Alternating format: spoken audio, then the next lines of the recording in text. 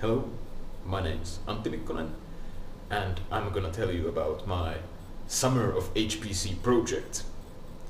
Now, please bear with me while I clear up this whiteboard. There we go.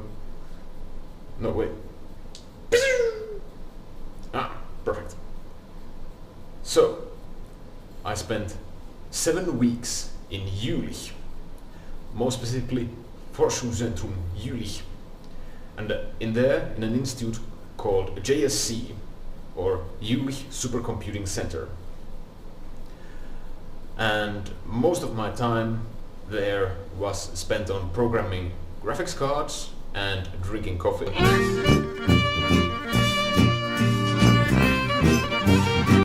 In detail, my project is about solving n-body problems on both AMD and NVIDIA GPUs with fast multipole method using a framework called HIP.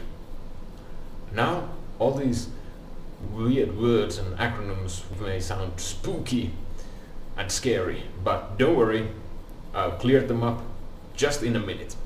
The n-body problem deals with the movement of point masses with attractive or repulsive forces in between them.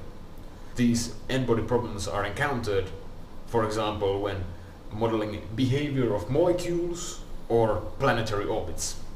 Here's a cool animation of a 2D gravitational system.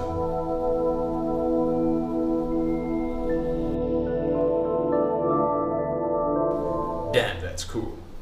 In n-body problems, you solve forces acting on each particle caused by each other particle. Usually, this results in a quadratic time complexity. It means that if you double the amount of particles, the computation time becomes 4 times longer. This sort of behavior isn't preferred when simulating hundreds of thousands of particles. With fast multipole method, you can reduce the time complexity to linear, which means that doubling the amount of particles only results in a double of computation time. While this complexity reduction is nice and all, we want to be even faster. Thus, we look into different parts of the fast multipole method algorithm and their relative computation time. We have particle to multipole, and then multipole to multipole,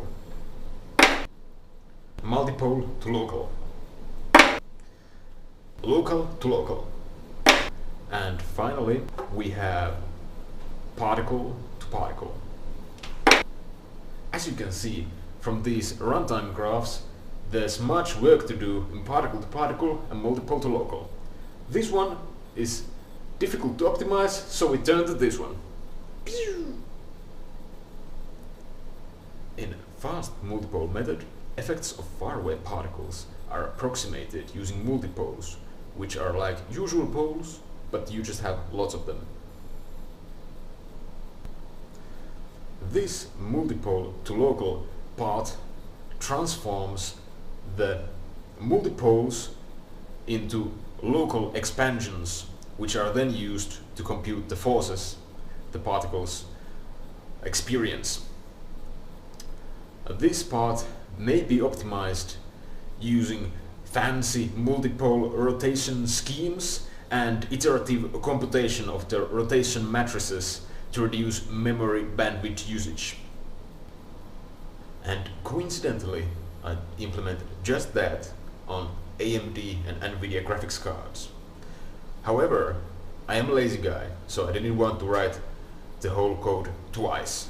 So I used Heterogeneous Compute Interface for Portability, or HIP. Lately, general purpose GPU trends have focused on proprietary CUDA. So, open source HIP aims to break this vendor lock and bring development to all GPUs equally. To put this in layman's terms, NVIDIA is like House Lannister, AMD is like House Stark, and HIP is like...